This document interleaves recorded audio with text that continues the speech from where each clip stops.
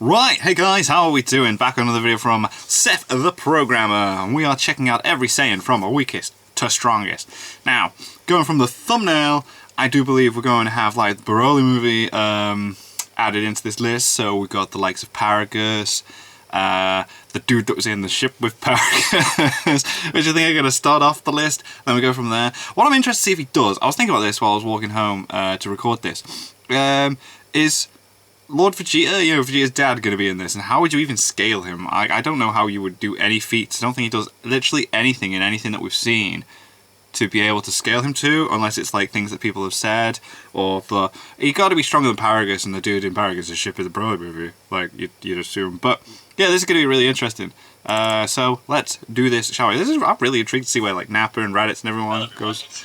Hey, Seth the Programmer. We're finally coming back to Dragon Ball now. I made a few Dragon Ball filler videos here or there, but I haven't made a genuine Dragon Ball video in almost over a year now. My I thought this one would be really interesting. This being ranking every Saiyan let's do it. Weakest to strong. Sweet. A lot of people see this and go, well, that's easy, but it's more I don't think it is. especially as a YouTuber who has to present the information while triggering the least amount of people. Super Buu Gohan absorbed or Super Saiyan 2 Kabe. You'd be surprised how split people are on that. What about Kefla versus Fusion Zamasu? What about Ultra Instinct Goku versus Broly? What about Raditz versus the Phantom Saiyans? How does Future Trunks stack up against Universe 6? It's really not so cut and dry, especially for a lot of people. God, so throw out those questions there. Bombarded with dislikes, but if you do like videos like this, I seriously appreciate a like, regardless of your opinion. Also, if you're new here, I'm really tired. I've had a lot of energy drinks. Subscribing as well, it means a lot. Thank you. Hell yeah. In this video, we're going to kind of put characters in classes for the most part, because it's hard to put an objective value on some things in the series, but since it's my job, I'll be giving it my best shot. It is his job as well. I was talking to my girlfriend about this. It's like, character for this video, an example, he makes money doing this, so it is important to him.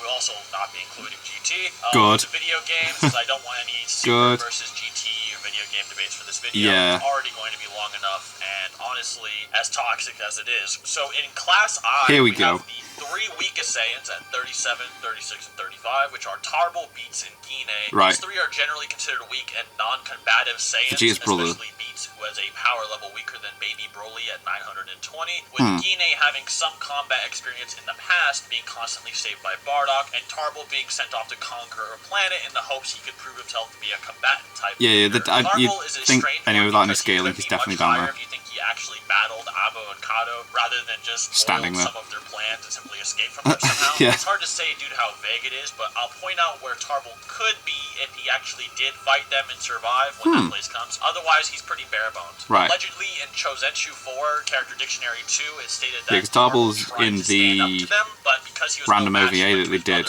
which is considered canon. He should be higher is probably very strong, and he simply never brother, finished dominating the planet he was on because he was kind-hearted, rather than because he never became stronger and couldn't be a combatant type Saiyan. 34 and 33 would be the two Phantom Saiyans. There's slight debate to be had over this due to a Dragon Ball Tree of Might movie. Yeah, where did they come in? Yeah. The Phantoms, sometimes referred to as Scarface and Shorty, are around 3,000. However, this would only be in the movie universe, as we know the movies are their own dimensions with their own sets of power levels. This would also explain movies go crazy. Like Geekdom did the video, was it with Seth, where it's like movie Goku versus series Goku, because they are so different. Being at 4,500 despite Toriyama stating he was at 4,000, and Vegeta being at 16,000 despite him clearly being stated to be 18,000. In this case, the guide can't be used for the main continuity. However, if you want, you can say that their movie versions would be much higher. However, that would be boring, as I want to present the idea of warrior classes in this video. Yeah. And that is that the Phantoms are described as immature second-class warriors in Daizenshuu 7.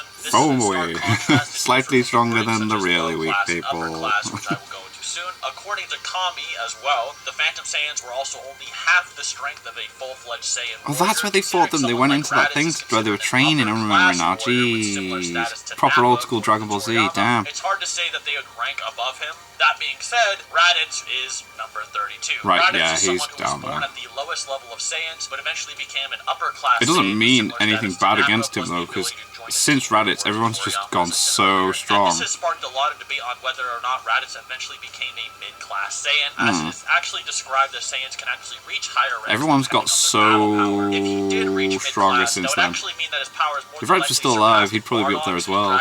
minus Same with is Nappa, I that reckon. Bardock never actually acquired enough battle power to become a mid-class Saiyan, and is only Oh ever yeah, okay, described so as Bardock's gonna be stronger then. low class. But for this video, we're using Bardock from the special because he's a lot cooler, Yes, and he it's is. far more concrete than the minus version. I give you that. Regardless, Bardock from minus and Raditz would be debatable, as lame as that sounds, and this is coming from the guy with the Bardock profile picture, mind you. In minus Bardock's defense, it might be argued that the Daizenshu said that Raditz is the lowest level for a Saiyan, whereas Bardock is considered among the highest in right, the okay, class so by Toriyama. It's a little bit difficult. In Class H, we have 31. The 10 mid-class Saiyans that I said earlier. Toriyama once described that almost every Saiyan is a low class, except the 10 mid-class and the 2 elite Saiyans, King Vegeta and Prince Vegeta. If you consider the classes okay, here we go. advance to by increasing your battle power, So we're saying King Vegeta is stronger than Bardock then? Above every low class. How is he going to However, scale I'm this? not saying this is objective, as it's kind of confusing, as some would argue the classes are simply strength at your birth, but if they are strength-based, then they would be above the low-class Saiyans, such as how, despite Goku being clearly mid-class or higher in strength, he is still referred to as a low-ranked class Saiyan by Vegeta. Right, so the rankings might not mean anything to Characters the like scale. Turles Man. that him and Goku are low class as well, despite their power levels reaching many tens of thousands. There's many things that could go into it for me to quickly just sum it up for you guys, so take it as you will and decide for yourselves whether or not you think the mid-class by default scale above the low class. 30, 29, 28, 27, 26, and 25 are difficult because they would be Nappa, Oh wow, Shuga, Paragus is Basha, up there a little Burgos, bit though. It's higher than I thought it would be. Paragus. In terms of the pecking order of Bardock's team, outside of Bardock, Tora is considered the strongest as he survived the longest against Team Dodoria. Borgos the second strongest, then Fasha, So is he saying that these guys are stronger than Bardock then? Damaged in the battle on Kanasa. If we use Dragon Ball Cardos power levels, this order drastically changes though, with Fasha only having a power level of 2,000, Shugesh 4,000, Borgos 4,200. So we're going weakest to strongest, aren't we? 5,000. These cards are questionable in terms of their ability to determine these types of things and how valid they are, and it would be slightly strange if Fasha was only half as strong as Shugesh due to the battle on Kanasa and the damage taken. I'm confused Nappa, of course, here. has a power level of 4,000, and Paragus has a power level of 4,200. But with Nappa, there's more to be considered. This is, of course, Nappa possibly increasing his power against Goku beyond just 4,000. As everyone knows, Goku's power in the Saiyan arc is over 8,000. It's over 8,000 is not what they said at the top, but yeah. Nappa's battle against Goku will be long and drawn out. So Bardock Nappa isn't as still strong seems as his confident team. in fighting him, and Goku has to use Kaioken to catch up to him and be fast enough before he kills Gohan and Krillin later, rather than simply Nappa was nothing like to fucking mess about with, damn. should do and was shown at first. This wouldn't be shocking, as we know Saiyans do in fact increase their strength during battle, even midway. So if this was the case, it wouldn't be inconsistent. But once again, what's it called? that whole chunk What's that of word? fighters is very debatable, which I'll leave up to you guys, which is why we make classes, by the way. Another point for Team Bardock's defense, characters like Borgos and Tora could even survive some attacks from Team Dodoria, despite Team Dodoria being somewhat strong enough to damage Bardock. Oh, okay, right, give him that. The verge of 10,000. Well, I'll take that. Right, fine, fair enough, thank you, sir. That's fair. That's really fair. Though, I'd put the order as He's the man. Nappa, the hypothetical power-up, then Tora, give him that. Paragus or Borgos, with Fasha and Shugesh. Yeah, like, they absolutely trashed Bardock. The power-up valid still the team took hits and survived. Right, okay, take that. Team Bardock from the special. As you've probably figured out by now, that's fair. That's really fair. Which are the elite level Saiyans, consisting of Bardock and King Vegeta. Now, not to say Bardock is an elite Saiyan. Oh, right, we didn't scale. His power level similar to such. This is a curious debate, as Bardock reaches a power level of around 10,000. But one thing to note is that it's stated in a Daizenshu that King Vegeta is stated the strongest Saiyan of the time. Oh, right, I thought we scaled Bardock. Oh my god, I'm so... seems to almost be tossed aside by the statement. I've had too many age to drink my brains all over the place. Saying King Vegeta's power level is 10,000, which is never stated in the sub of the special, and even in the dub. I'm gonna get so many comments in the comment section now where it's like, you're not paying attention. Surpass the king at the rate he's going. The only argument that can be made is that Bardock attains possibly another Zenkai after being blasted by Dodoria, and that King Vegeta dies before Bardock, thus Bardock simply surpasses him after he dies, and the strongest statement applies for his time regardless. Right, so like they're a lot of close. gymnastics, though, and the post-Dodoria Zenkai, which more than likely did happen, quantifying it to King Vegeta because is Bardock just headcanon. lived longer. This puts King Vegeta in the 23rd place and Bardock in the 24th. Okay. But it's okay if you think it's the other way around. As I said, it's debatable. That is right. Okay, yeah. Bardock going Super Saiyan still valid, or a continuation to the special version and not its own fan spin-off, then Bardock easily takes number 24. Yeah, easily. Quite up there. Super Saiyan form. In Class F, multiply we a bit have more. Turles. Turles Oh, right, we're using was movie able to stuff. hold his own against Goku, who had a power level of 30,000, although he was losing, far exceeding the likes of King Vegeta and Base Bardock, respectively. But Turles So Bardock was stronger than his team.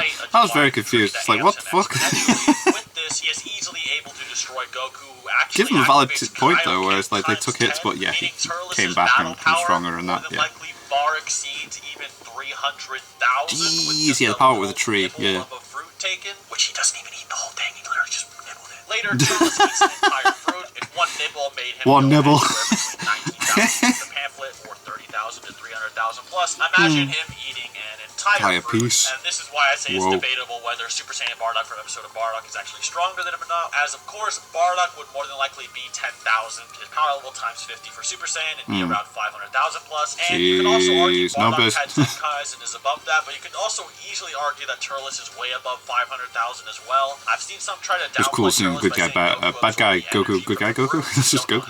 Bad guy Goku. And then we got Goku Black, which is just does that.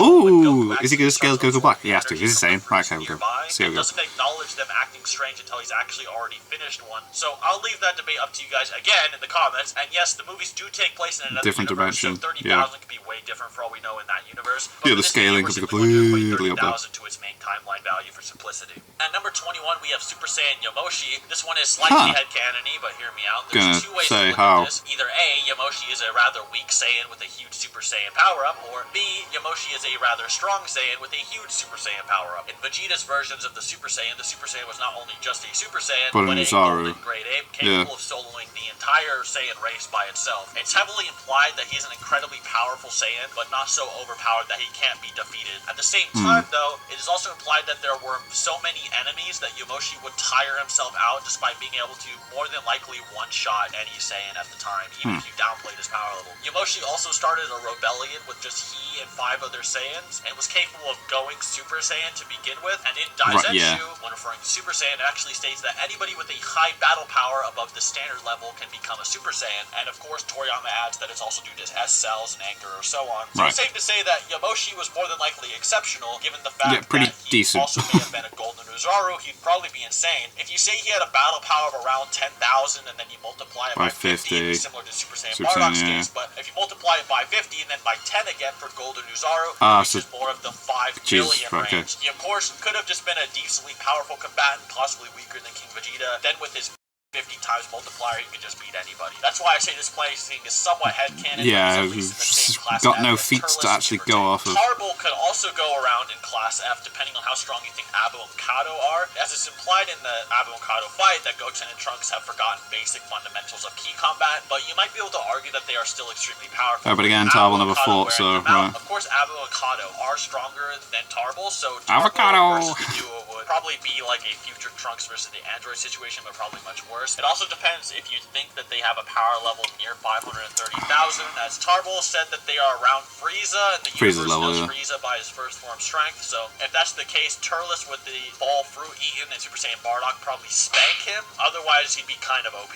Numbers 20 and 19 are Goten and Trunks. In Dragon Ball Super Bonus Chapter 4, Goten and Trunks are actually shown fighting against Cell Juniors, who Android 17 stated were on par with the ones from the Cell games. We'll be using this argument for them because there are complications when it comes to Busaga, Goten, and Trunks and their scaling to Gotenks. That would make this video too dragged out. So in the meantime, we're going to be using Rusty. They got Rusty and thought Cell Juniors were an impressive argument for this video. During the Busaga, Goten was considered as strong as Gohan in Daizenshu and trained even harder for Super Buu, on top of being a super ultra tailless prodigy even greater than Gohan. However, in Son Goku and Friends Return, it's implied Goten and Trunks somewhat forgot key basics in training, and they aren't as up to date as they how do were we before. fight like all the others?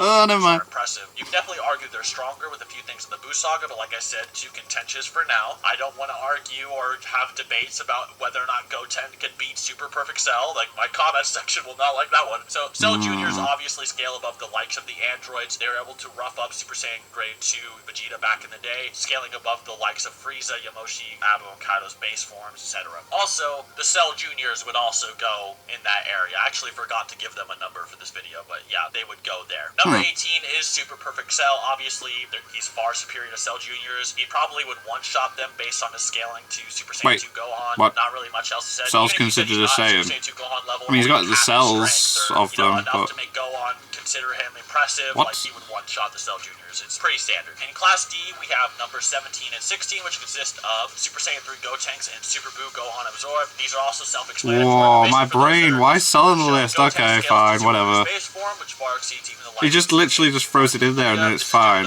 What? Okay. I'll just take that then. Can we not get... Oh, okay, fine. I know he's got the cells of all of them, but it's... Okay.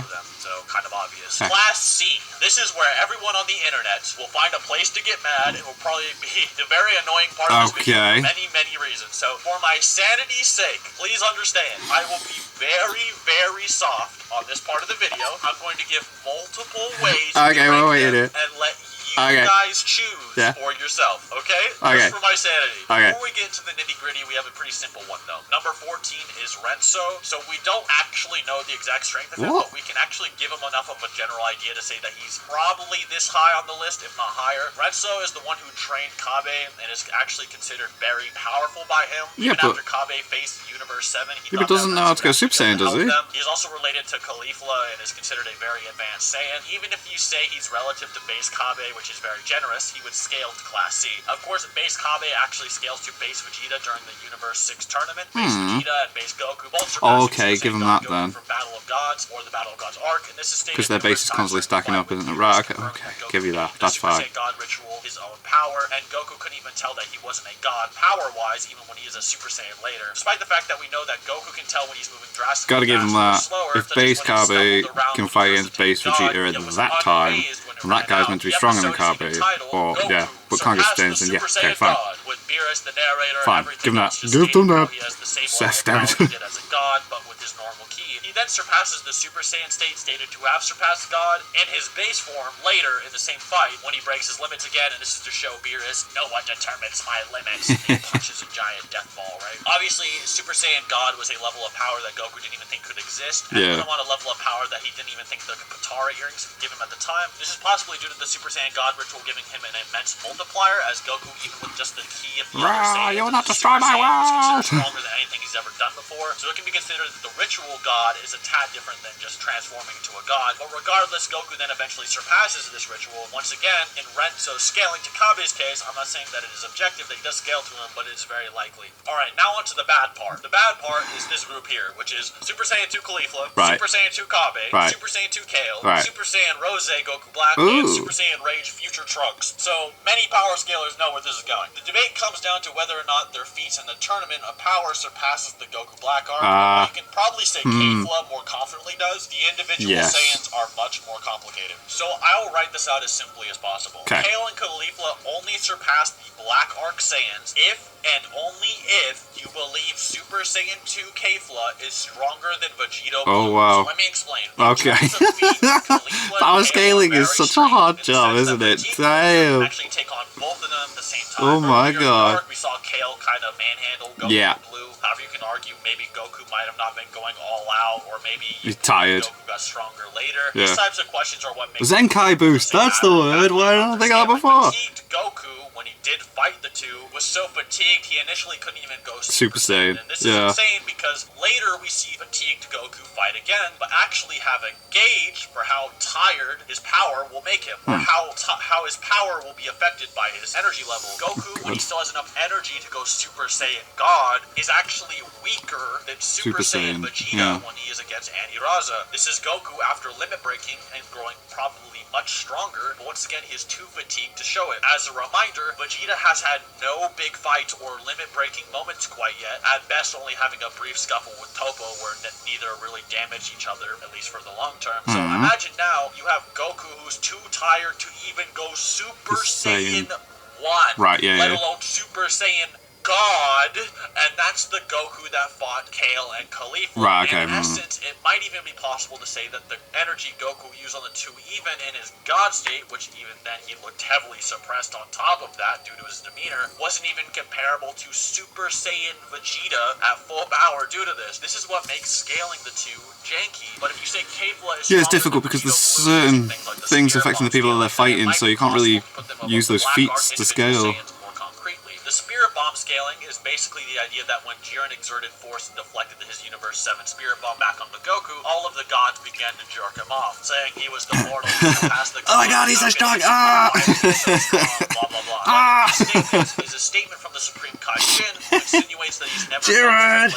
anybody they faced before, including Majin Buu, and more importantly, Zamasu. Zamasu, who in the anime was strong enough to actually put scratches and put up a fight against Vegito Blue. So if Kefla, who even as a Super Saiyan could deliver as much force as the Spirit Bomb, which surpassing made you stronger than everyone, then surely Kefla is stronger or near Vegito Blue, right? And if so, then if Kefla is only in Super Saiyan 2 and Vegito is in Super Saiyan Blue, then Kale and Caulifla would be stronger naturally than Goku and Vegeta in their when blue they're fused. states in the Black Arc or base to base. The only issue now, though, is that it might be possible that this statement is exaggerated. Yeah, it could just be like a shock statement. Other interpretation of this statement, which is this power is different than anything we've ever faced before, blah blah, is actually in reference to the reserves of Jiren's power rather than his actual current power he is exerting. This isn't far-fetched due to the fact that Beerus and all of the other gods reference Jiren's lack of effort and hidden strength still remaining when he deflected the attack, which convinced them he was the mortal that surpassed the gods. So if they are able to sense the inner depth of his powers, then they could simply make the calculation that he's stronger than Merge Zamasu when using more of his ability, rather than the actual level of ability he used on Goku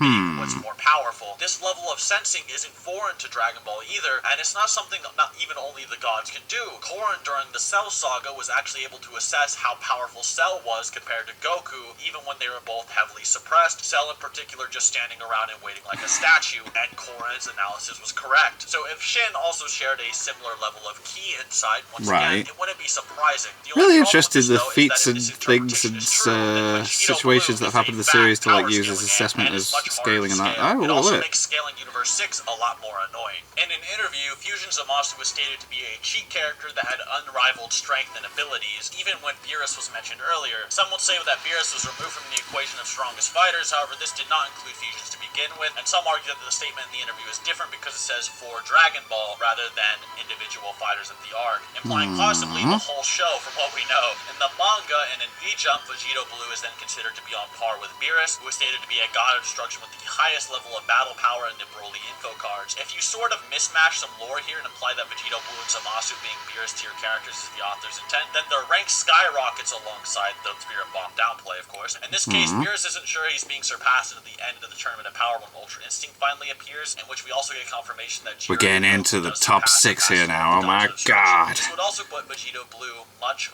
higher than Kefla and put him into A tier. If we use this version, it might be possible to still argue that characters like Goku Black and Future Trunks still can surpass the Universe 6 Saiyans without they're up there, due to the lack of feats, with Gohan scaling higher than them by default due to scaling higher than Fatigue Super Saiyan God and rivaling Golden Frieza and Super Speed Dispo. I've seen some people try to downplay Gohan by saying that Dispo is trapped inside Frieza's laser cage. He's still moving really freaking fast. He has a lot of room, surprisingly, and we actually see Gohan blatantly catch Dispo's punches that were blitzing Goku and giving him... They're really fast.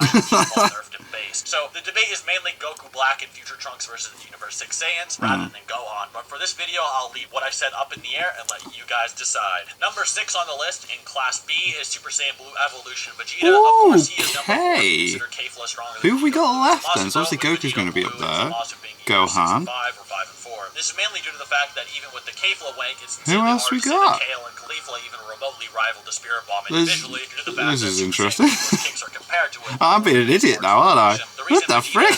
Kefla is mainly due to the fact that Vegeta becomes insanely I'm looking at my Funko Pops trying to see who's next. I don't like these insane increases that range from the many thousands in my How Strong is Ultra Instinct video, which I seriously recommend, by the way. But I'll bring out some of my newer arguments on top of those here. But a very easy way to look at it is just the final flash that Vegeta uses on Jiren. The energy from the final flash has many statements around it that Vegeta... My chair's on the cable for the camera. For one, when Vegeta first starts fighting Jiren, he says he's never felt an energy... Oh no!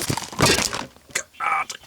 If you consider Vegeta able to remember things that happened when he was Vegito Blue, he considers this Jiren stronger than Fusion Zamasu. Ow! All because I got cramp in my leg. There we go. Sorry, guys. Many different arguments here than just Enjoy that tumble. The first is that Vermont is insanely baffled by Vegeta's ability as a Saiyan to grow so powerful. Android 17 and even Ultimate Gohan are shocked at this level of ability, and even Beerus is quite confident in this final flash against Jiren, despite knowing Jiren can easily. That's annoying. I can't believe that happened. God damn it, moving it. Like, why is the camera moving? And says the force of the attack wasn't half bad. Something he doesn't Half bad. It was okay. The Spirit Bomb plus Kaioken times 20. Oh my This is all lined by Vegeta getting insanely amped after trying to learn how to fight Jiren and has stated numerous times. Due to Vegeta's demeanor, it seems that he was more than likely doesn't know the limits of Jiren's maximum strength, just like Goku didn't know when he launched the bomb either. But even without that, it's very easy to argue that his final flash surpasses the Spirit Bomb. I'm so glad the camera didn't like stop recording. So I was kind of weird, like, no. Kaioken by the directors. It's very simple to put Evolution Vegeta above Super Saiyan 2 Kefla, and quite possibly even Vegito Blue if you don't use the Vegito Blue is equal to... Oh, I suppose there's Vegito as well, and Gogeta. Ah, right, yeah. Class A, and the reason Vegito Blue and There we Merciless go. as strong as Beerus would go here is because we know that Vegeta is actually stated to not be on par with the Goddess of Destruction quite yet without fusing. So, in this case, anyone who is more than likely Oh, excuse more me. powerful. This gets pretty contentious though, and just let me say flat out again and again, we cannot answer who is stronger between Class A and objectively. The only one that's pretty clear cut is obviously Gogeta. Oh, Broly! Broly as well! Jeez, I'm such a friggin' idiot! Very big, and we have to wait in the future to fully learn the answer. We Have a look to my left, there's my Broly Funko Pops. Moron. Gogeta manhandles him pretty hard. Funny enough, actually, I've heard some arguments that Broly is stronger than Gogeta, but Gogeta was just faster, which is why he damaged him. Obviously, this is nonsense, as Gogeta not only is able to block Broly's attacks at first and just Super Saiyan, but later on they Intriguing. I'm wanting to check out Geekdom's video on how Gogeta beat Broly, and I'm like, I just like, well, Gogeta's stronger, but I didn't realize people had the argument that he was faster. He stomps him, in my opinion. Many guides to blatantly surpass the Gods of Destruction. Funny enough, people use the guide where Beerus questions if Goku surpassed him with Ultra Instinct, even though Ultra Instinct wasn't actually at full power quite yet, to downplay Jiren, but they seem to fail to realize that right next to this, on literally the same scan, there is a statement that talks about Jiren's strength objectively outside of Beerus' opinion, which says, the warrior called Universe 11's strongest warrior, who put himself through bloody training from a young age. He lightly exercises his power that exceeds the Gods of Destruction. And oh, wow, there you go. There's a statement. Goku in both the anime and manga promotional material stated to be a power that surpasses the Gods of Destruction, and blah, blah, blah. There's many of these. I could point out more and more. The problem, though, is that Jiren gets even stronger than this, to the point that Goku, who could fondle the Beyond God Destruction Jiren like Gogeta did Janemba, can actually fight Goku. I mean, people are going to be so annoyed with my video now. I'm just moving stuff and everything and talking over everything all the time, and cameras just dropped to the floor. He actually destroys Jiren without any difficulty. So you kind of have a list that goes the Gods of Destruction, then Jiren, then Ultra Instinct, then Hidden Power Jiren, and then Ultra Instinct again. So there's so same character, different forms. Gods of Destruction, and that's why the statement Broly is possibly stronger than Beerus isn't really holding so much oomph per se. I've had a lot of debates on this topic, and it gets into a lot of weird guide territory and semantics, and I don't want to make this a Broly versus Goku video, but I'll say in my own professional opinion that this debate is more so it is a professional power scaler. So, who do you guys think should be number one? It really depends on that matchup. Of course, Broly versus Jiren is more so a debate than Goku versus Broly, in my opinion. I do think I would like to see you guys talk about Gogeta versus Goku in the comments. I'm really interested. Anyways, guys, that's generally my list. I'm sure there's going to be a lot of toxicity from this video. Yeah. I was very generous. I was very calm. I just said, hey, you guys decide. So if anyone gets too mad, I don't know, kind of weird, but I mean, we're talking about Dragon Ball fans who don't care about context. I mean, joking. Besides that, sorry for not including literally every Saiyan in reality. How dare you? Whatever, but just know that Timebreaker Bardock slaps everyone on the list. Thanks for watching. Okay. Until next time. Okay. There we go.